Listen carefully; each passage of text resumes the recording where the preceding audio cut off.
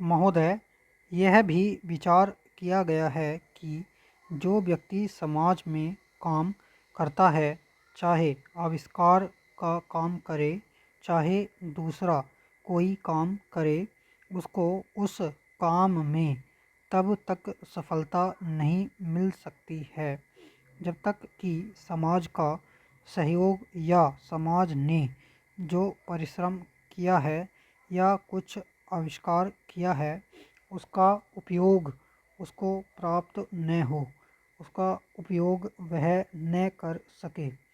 इसलिए जब भी कोई व्यक्ति किसी वस्तु का आविष्कार करता है तो आविष्कार करने में न केवल उसका अपना परिश्रम रहता है, लेकिन साथ ही साथ समाज ने जो काम किया होता है, चाहे विज्ञान के क्षेत्र में या प्रौद्योगिकी के क्षेत्र में या किसी अन्य क्षेत्र में, उस सबसे भी वह लाभान्वित होता है।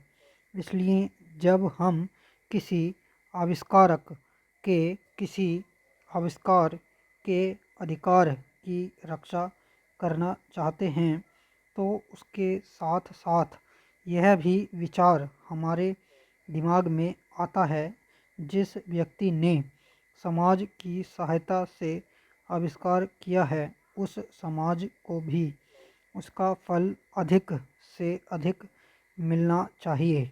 माननीय मंत्री जी ने भी कहा है कि पेटेंट लॉ इस सिद्धांत पर आधारित होना चाहिए।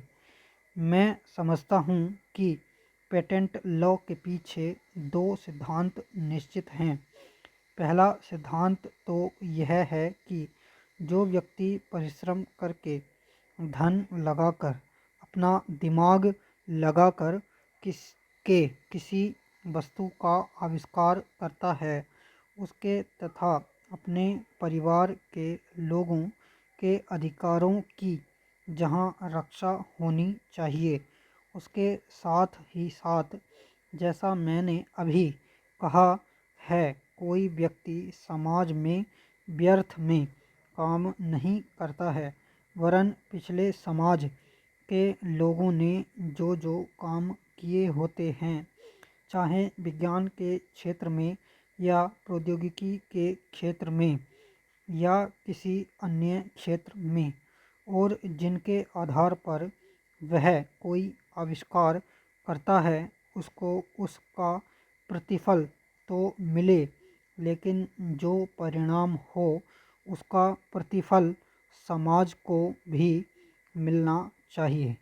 मंत्री महोदय ने कहा है कि जो यह सिद्धांत है वह भी इस विधेयक के पीछे स्थापित किया गया है और इस बात का ध्यान रखा गया है कि जहां हम किसी व्यक्ति के आविष्कार के जो अधिकार हैं, चाहे धन के उपार्जन का अधिकार हो या प्रतिष्ठा प्राप्त करने का अधिकार हो, उसे प्रतिष्ठा का और चाहे धन का, दोनों का लाभ व्यक्ति विशेष को भी मिले।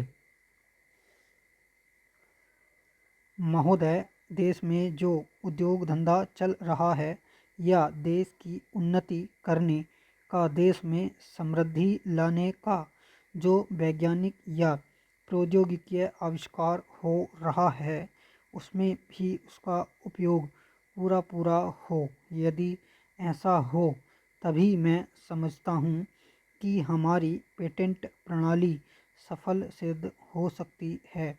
यह प्रश्न उठ सकता है कि किस सीमा तक व्यक्ति के अधिकार की रक्षा की जाए और किस सीमा तक उसके अधिकार का हनन किया जाए ताकि समाज का अधिक से अधिक लाभ हो, समाज उसका अधिक से अधिक उपयोग कर सके।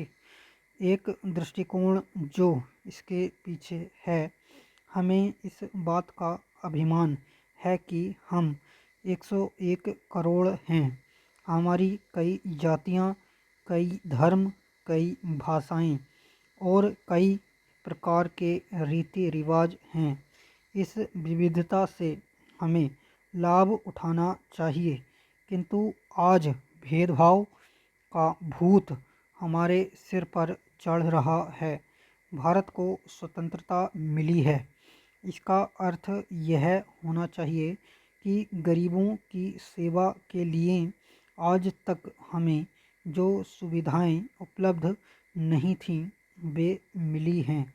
जिस प्रकार भारत ने अयोध्या के राज्य को राम का समझकर सेवक वृत्ति से राज्य का काम संभाला था, उसी प्रकार हमें समझना चाहिए कि राज्य गरीब जनता का है और उसके नाम पर उसके संरक्षक बनकर हमें उसको चलाना है। अब गरीब को ऐसा अनुभव होना चाहिए कि हर एक उसकी सेवा में लग रहा है। सूर्य के उदय होने पर धनी गरीब सबके घरों में प्रकाश पहुंचता है। ठीक उसी प्रकार स्वराज्य का लाभ सबको एक समान मिलना चाहिए। इसका सुख धनी निर्धन सबको बराबर मिलना चाहिए। जनता को हमने वचन दिया था कि स्वराज्य मिलने पर हम आपके दुख दूर करेंगे। अब वह समय आ गया है जब कि हमें अपने उस दिए हुए वचन को सार्थक करना है। इतने बड़े देश में विचार भेद होना स्वाभाविक है। देखना यह है कि हम लोगों के विचारों में कुछ समान अंश हैं या नहीं। यदि हैं तो समान कार्यक्रम बनाइए। इस प्रकार कार्य करने से हमारे भेदभाव कम होते होते एक दिन मिट जाएंगे और अच्छी बातों का अपने आप उदय होने लगेगा।